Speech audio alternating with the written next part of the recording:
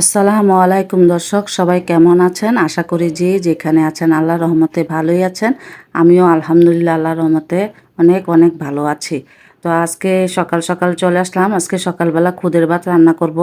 তো এখানে একটু আমি বেশি করে খুদের ভাত রান্না করতেছি, কারণ এই ভিডিওটা আরও কিছুদিন আগে, তখন আমাদের 6 জন করে মিস্ত্রি ছিল বাসায়। তো ওরা সকালবেলা নাস্তা খাবে, তো এই জন্য আমি খুদের ভাতটা রান্না করতেছি। তো চালগুলো ভালো করে ধুয়ে, খুদগুলা ধুয়ে, তারপরে এগুলার মধ্যে আমি পেঁয়াজ কুচি, তারপরে তেজপাতা, কাঁচামরিচ, আগে সামান্য একটু আদা বাটা দিয়ে, তারপরে পরিমাণ মতো তেল দিয়ে এগুলাকে আমি এখন বসিয়ে দিলাম। তো এগুলা যতক্ষণ পর্যন্ত পানিটা না শুকাবে ততক্ষণ পর্যন্ত জাল করব, তারপরে নামিয়ে ফেলবো। তার এখানে সকালবেলা রান্না বান্না শুরু করেছি। তো মানুষ যেহেতু বেশি, একটু বেশি করে রান্না করা হচ্ছে। তো আজকে আমি দেশি মুরগি দিয়ে লাউ দিয়ে পাতলা ঝোল করব। তো এখানে আমি দেশি মুরগিটা রান্না করার জন্য এখানে আমি এলাচ, দারচিনি, তেজপাতা দিয়ে দিলাম। তারপরে দিয়ে দিব পেঁয়াজ কুচি, তারপরে আদা বাটা, রসুন বাটা, হলুদ, মরিচ, লবণ, জিরের গুঁড়া, পরিমাণ মতো তেল দিয়ে এগুলাকে ভালো করে মেখে একসাথে লাউগুলো দিয়ে দিব, দিয়ে সব কিছু মেখে একেবারে বসিয়ে দেব। কারণ লাউ লাউ এবং মাংস যাতে একই সাথে হয়, এই জন্য আমি একসাথে সবগুলা দিয়ে দেব।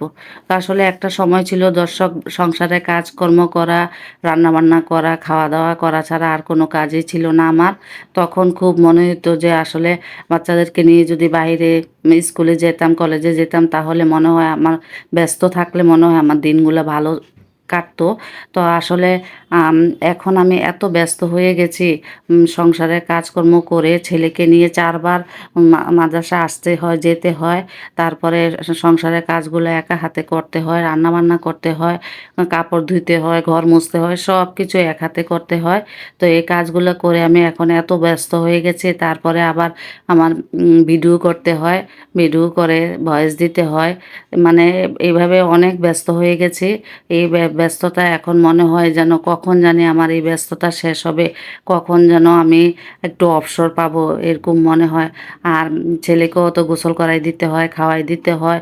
ওর পিছনে অনেকটা সময় আমার নষ্ট হয়। সকালে স্কুলে যাওয়ার সময় ওকে রেডি করাতে হয়। মানে একটা বাচ্চা, ঘরে ছোট বাচ্চা থাকলে যে কতটুকু ব্যস্ততা, যাদের বাচ্চা আছে তারাই বলতে পারবেন। তো এখন এই মাংসগুলো আমি মেখে ফেলেছি, সব কিছু ভালো করে মেখে তারপরে আমি বসিয়ে দেব চুলায়। তারপরে এটার ভালো করে কষানো হলে ঝোল দিয়ে তারপরে আমি এটার মধ্যে ফোড়ন দিয়ে দিব।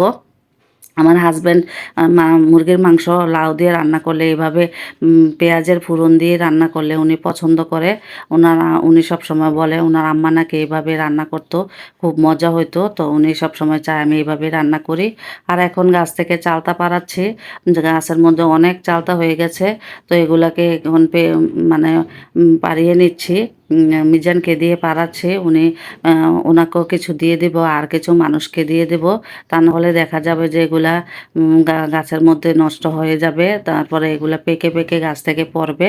তারপরে এখানে আমি ওই যে মাংস রান্না করলাম, মাংস রান্না হয়ে গেছে।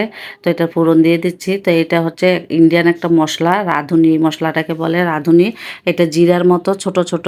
তো এটা নাকি মাংসর মধ্যে এভাবে ফোড়ন দিয়ে দিলে, বা ডালের মধ্যে, ডাল রান্না করে এভাবে ফোড়ন দিলে নাকি খেতে খুব মজা। তো আমার হাজব্যান্ড বলতেছে এইভাবে দিয়ে দেখো, মাংসটার মধ্যে একটা অন্যরকম একটা গন্ধ লাগে, খেতে ভালো লাগে। ইন্ডিয়ানরা নাকি সব কিছুতে এই মশলাটা ব্যবহার করে। ইন্ডিয়ানদের তরকারি খেতে নাকি খুব মজা, ওনার কাছে খুব ভালো লেগেছে তরকারি খেতে। তো আর এই যে এখানে দেখেন কত চালতা পেরেছে, আর তারপরেও গাছের মধ্যে অনেক আছে।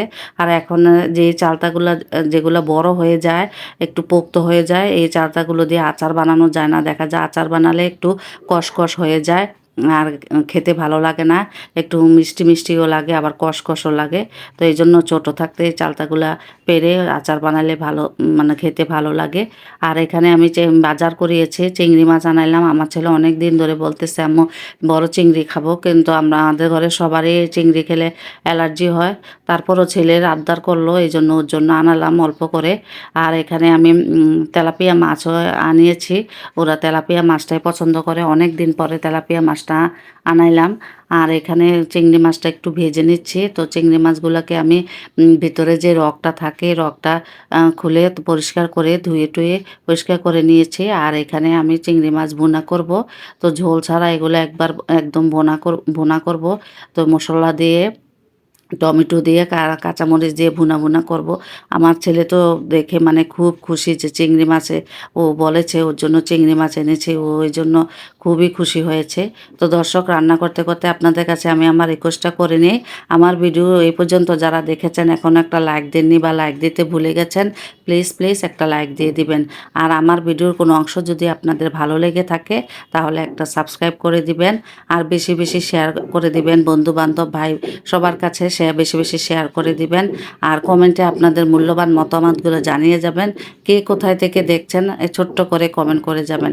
আর এখানে বাসায় আদা আনা হয়েছিল, তো এখানে 3 কেজি আদা আনা হয়েছে। দেখলাম যে আদাগুলো নষ্ট হয়ে যাচ্ছে, তো এখন এগুলোকে কেটে ধুয়ে তারপরে পানিটা শুকিয়ে নিলাম। শুকিয়ে এখন আমি পলিথিনে করে ছোট ছোট পলিথিন করে ফ্রোজেন করে রেখে দেব।